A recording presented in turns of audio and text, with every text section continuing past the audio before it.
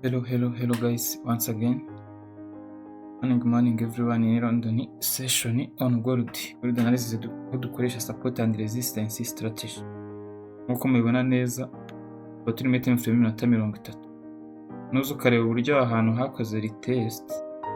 Then get pushing aha, urabona ko i setup yabayeyo. Yeah. I setup yagiye one setup ingi twatanze ku munsi wa 14 day 14. Where is other ingi yakoze one? It was on day 13 day 30. Yeah, so far anko iyi strategy ikora kabisa. Ituya n'umunsi wenda wa 12. Let's see. Umunsi wa 12, let's see. Umunsi wa 12 yari hano. Ingi yari umunsi wa kabiri yagiye pips 150. Inkibona ko dumping yagiye around 150 pips wa 11. Yeah, so let's continue with gold. We support and resistance ni isoko rishobora kujya sasa. Ikintu cya mbere twavuga nuko iro iri soko ryakoze ahangaha. No, even if iri weak, but yatachinze muri OB y'iminota 30. OB y'iminota 30 iri hehe? Iri hano cyangwa soda bro. Ariko iyo siyo ndaza gukoresha nuko najya mbereka ahantu yatachinze. OB tuyimakinga ryari zone ya OB ni igihe cyonyine isoko ryakoze row ikaza kugira iki? Ikaza ku break isoko rya pushinze high, ipushinga high. Rirangije nanirwa ku breaking ikiro yo hasi, riraza rikora iki? Ri breaking ya high rikomerezaho with high momentum of candlestick. Na candlestick zifite iki? Momentum nini cyane. So iyo zikoze rero bimeze gutyo tugakonsidera as order block kubera ko habaye na presence of fair value gap. Nureba hano hari fair value gap cy'iminota 30 isoko ryakozemo cyaferinga. Iyo tuzayifata nka order block kandi izabiri strong. So ikintu cyonyine twakwitega neza iyo order block ninamuke urudinze koko byanyabyo ni high yanga iraza kuba iki broken. Asian high. Asian high sitinze he? Asian high sitinze around here. Asian high sittings around here, yes or no? Maybe as soon near tap there, I think. Yes, Asian high sittings kuri 44. So oniteza kiraza kuza ikasweeping. Ahubwo twakwibaza anga strategy yacu tugiye kuyikoresha. Isanga guki isoko rimeze support na resistance ni twazica.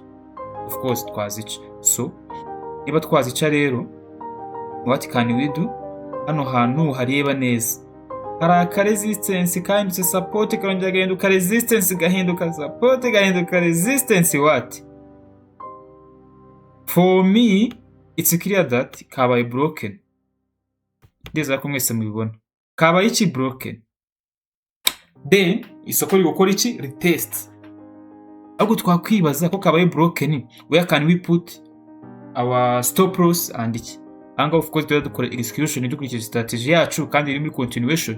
Of course hani execution nano kwiba twanalize ibintu byinshi.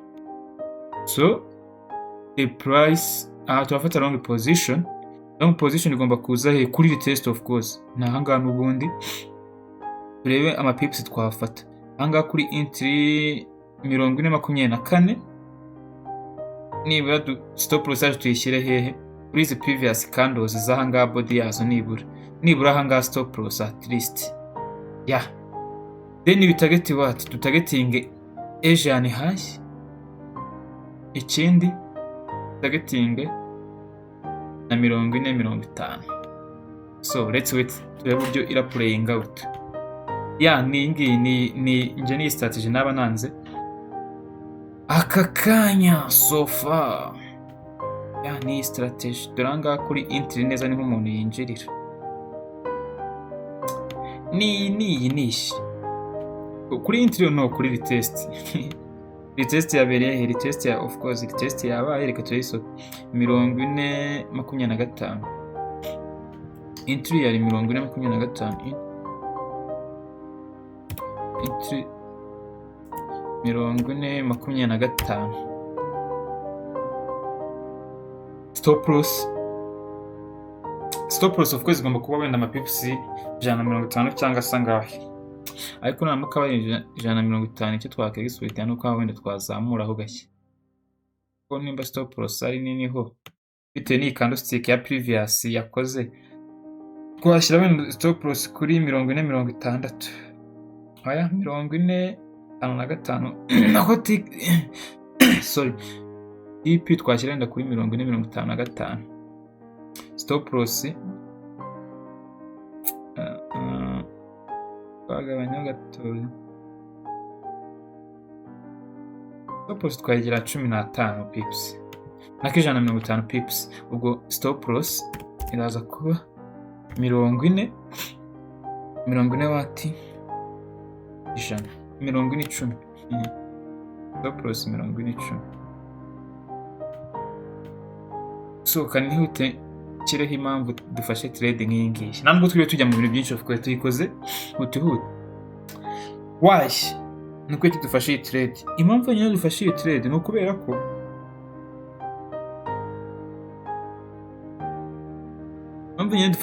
ukubera ko nureba neza ahangaha hari support cyangwa se ahangaha ana markings hari resistance yari iri strong, yari yarahindutse support, irazinduka support ahangaha hose, ariko reba ahangaha guess what yabaye broken ipushing igiciro low, ariko ahangaha aho isoko ryaje riri aggressive yese rigira iki bya breakinze ya resistance nk'itarigeze haba. So what can you expect? To expect nka igiciro n'ubundi kirakomeza kikagira iki kigapushinga high, igiciro of course cyo mu gupushinga high and where kuri Asian high, wenda mbere yuko kigarukaho gake kigakora akane ga pullback kigakomeza gikontinue, kigakomeza kizamuka hejuru. This is London session. Ingi niyo twakwiye expecting nkuko mubizi turi muri ya saha iri very crucial ya saa 4, of course igiciro kirakomeza gipushinga ahangaha. In your setup, that's our setup. That's our setup.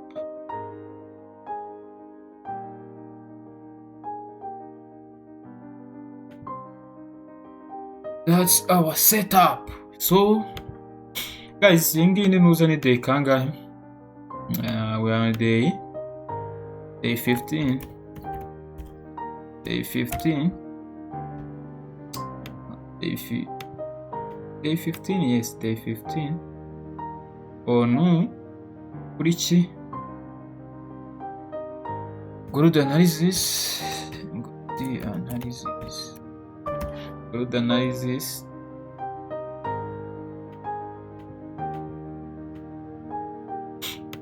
Day 15, good analysis on.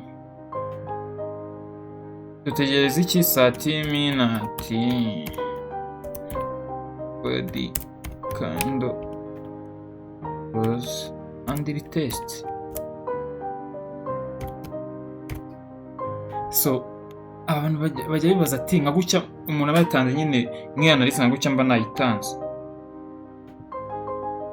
nka gucya analysis mba nayitanze, wakwibaza ni ryari bimenya ko trade iri guferinga. Ikintu cyambere ugomba kumenya, aho nsi candlestick ibaye broken down, low yaje ibaye broken down, ariko candlestick ay breakinze high yayo nize kuba broken igakomeza ishaka gupushinga low, setup to consider as invalid.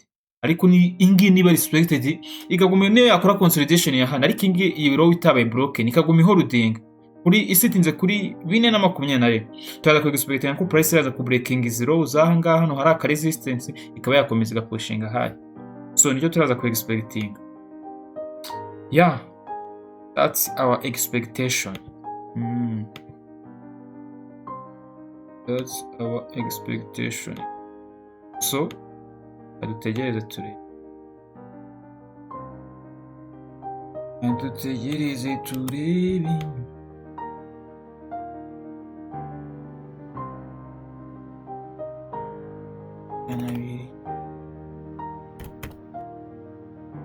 magana abiri pips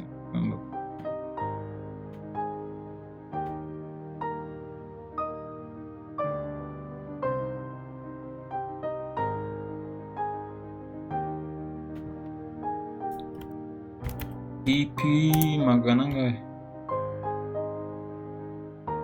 TP iri kuri for me iri kuri 40-55 ya 40-55. That's our TP. Nibura bijya ama pips angahe?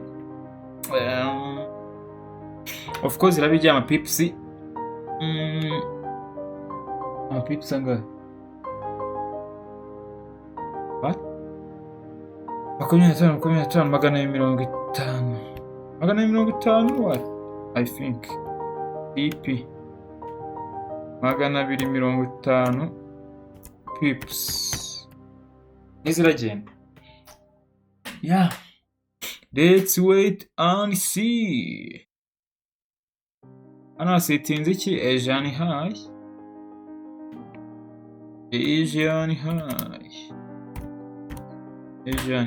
Aha ni settings. So dukeneye kiza kuba sweep. Niramuka iswipinze bivuga di kandi kuri iminota 30 hano haza no kuba indi int. So let's wait and see. Binago biteye mu minota umwe bitekinga time cyase bigafata igihe. Let's wait and see.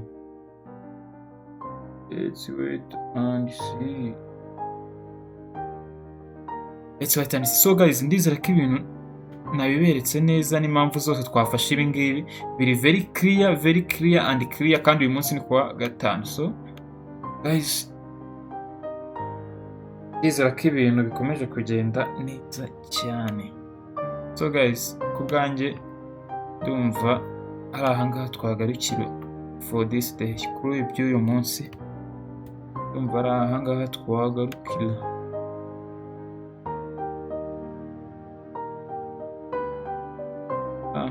Twagarukira.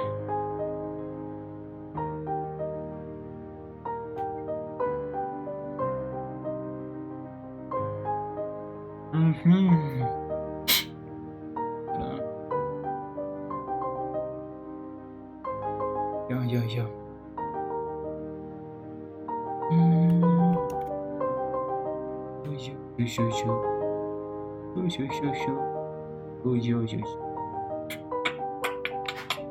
One day it will be. One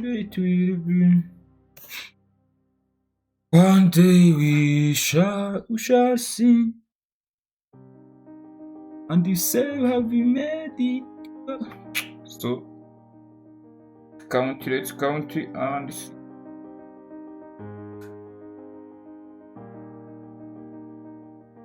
Minute.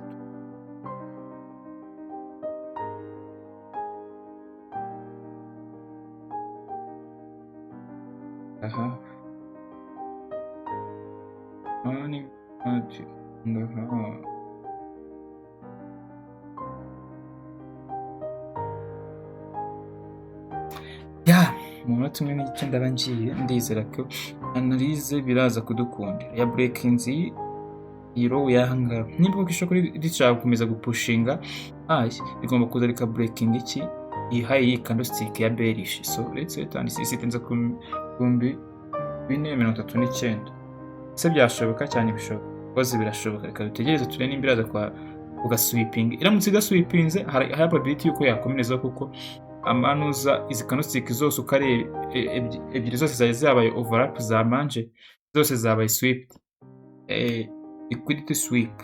Nyine abantu bayingiye hanga bagashyiraho du stop loss bose babaye sweep. Rero turaza ko exploit ya kick candlestick nayo igiye gupushinga ikagira iki igiye gupushinga high ka breaking iki. So guys, mwakoze kubana natwe. Ndizera neza ko ibintu bimeze neza. Nizere ko mukomeje gukunda live stream yacu. Nakagaruka wa mbere kugeza kwa gatanu. See you next time guys. London session cyangwa se New York session yadufatamo session imwe tuyikore. Ko tuzana dushobozwa umunsi ku munsi tuzana dukora n'iki na session zose London na New York session zose. So nose dukomeje kubana umunsi ku munsi. Araba agaciro komeze kubana natwe umunsi ku munsi. Ciao ciao guys, ciao ciao. Ciao ciao guys, let's go.